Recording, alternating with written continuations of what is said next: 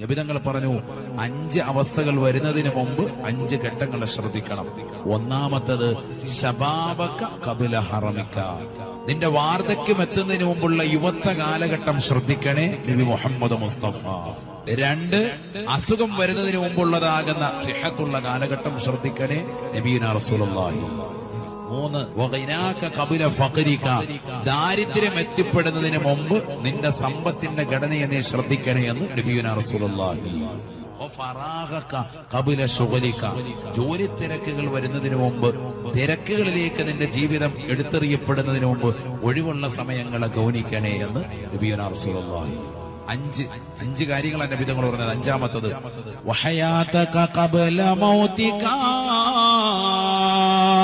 ഇന്നല്ലെങ്കിൽ അടുത്ത സെക്കൻഡിൽ മരിക്കേണ്ടവനാണ്. ആ ഒരു മരണം നമ്മളിലേക്ക് വരുന്നതിന് മുമ്പ് നിന്റെ ജീവിത കാലഘട്ടത്തെ ദീനിനു വേണ്ടി മാറ്റി എഴുതണേ എന്നും നബിയുനാ റസൂലുള്ളാഹി. Download ShareChat.